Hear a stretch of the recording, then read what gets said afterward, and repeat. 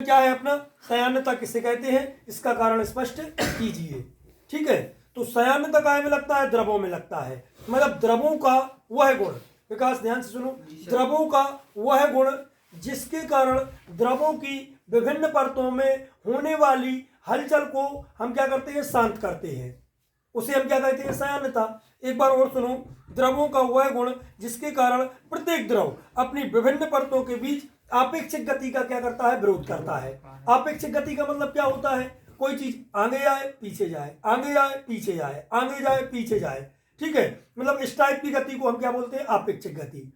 तो द्रवों का वह गुण जिसके कारण द्रवों की विभिन्न परतों में होने वाली हलचल का विरोध करना क्या कहलाता है, शयानता।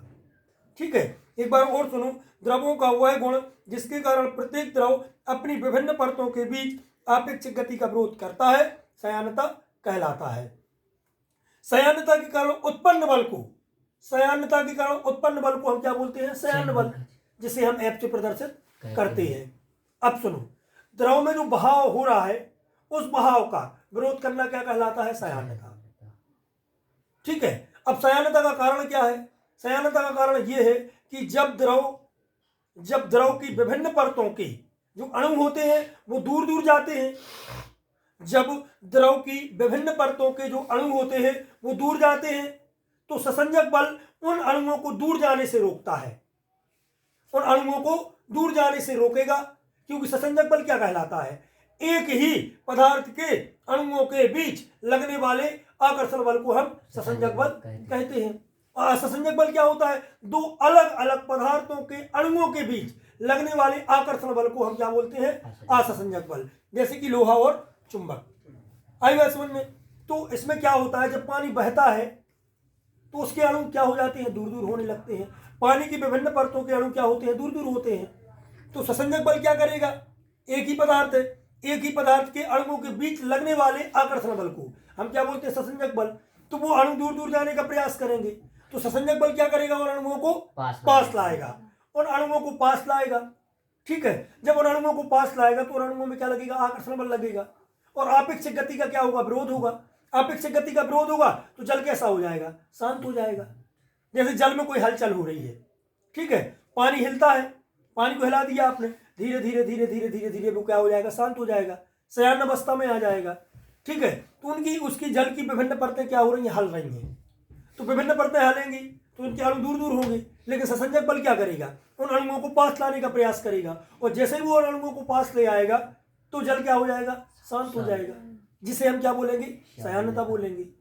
ठीक है, तो एक बार और सुनो, द्रव का वह गुण जिसके कारण प्रत्येक द्रव अपनी विभिन्न परतों के बीच आपेक्षिक गति का विरोध करता है, शयानता कहलाता है। शयानता के कारण उत्पन्न बल को हम शयान बल कहते हैं। अब अथवा में यदि आप लिखना चाहो तो ये लिख सकते हो, द्रव अपने बहाव में जो रुकावट महसूस करता है, द्रव अपने बहाव में जो रुकावट महसूस करता है उसे हम क्या बोलते हैं, शयानता कहते हैं।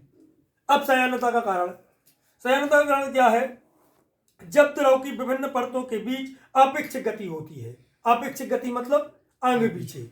ठीक है, जब द्रव के विभिन्न परतों के बीच आपेक्षिक गति होती है तो अणुओं के बीच की दूरी बढ़ जाती है, जिसका ससंजक बल क्या करता है, विरोध करता है।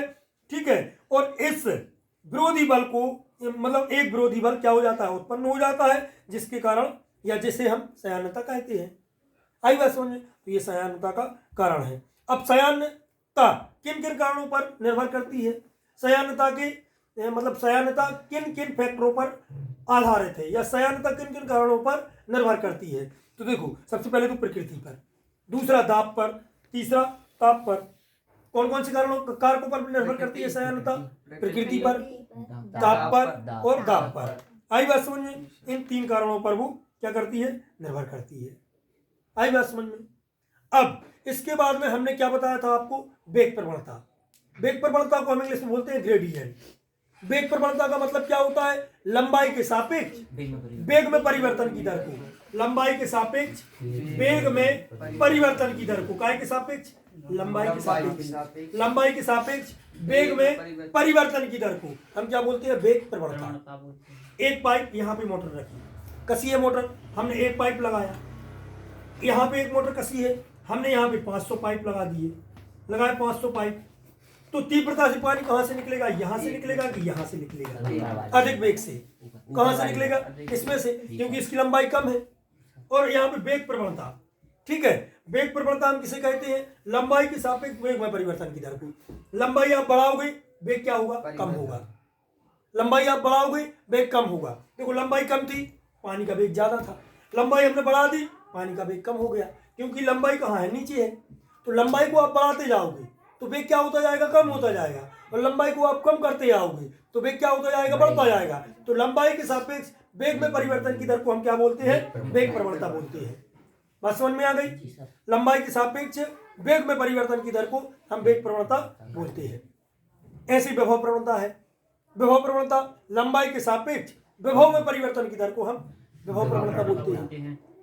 यहाँ पे हमने एक छोटी डोरी लगाई और यहाँ पे हमने 10,000 फुट की डोरी लगा दी, तो बल्ब यहाँ पे तेज जलेगा कि यहाँ पे जलेगा, यहाँ पे तेज जलेगा, क्योंकि यहाँ पे कम डोरी लगी, इसका रेजिस्टेंस कम होगा, इसका रेजिस्टेंस ज्यादा हो जाएगा कि नहीं हो जाएगा। तो यहाँ पे बल्ब क्या होगा, कम जलेगा। तो लंबाई बढ़ा दी तो वोल्टेज कम हो गया, लंबाई कम कर दी वोल्टेज बढ़ गया। तो लंबाई के सापेक्ष विभव में परिवर्तन की दर को हम विभव प्रवणता, तो लंबाई के सापेक्ष वेग में परिवर्तन की दर को हम वेग प्रवणता बोलते हैं, कहते हैं। आई बात समझ में। तो प्रवणता ये कहलाती है, जिसे हम इंग्लिश में ग्रेडियंट बोलते हैं, ठीक है। तो ये वेग प्रवणता हो गई। अब सायान्यता संबंधी न्यूटन का सूत्र करना है, जो अपन कल करेंगे। जी सर, ठीक है।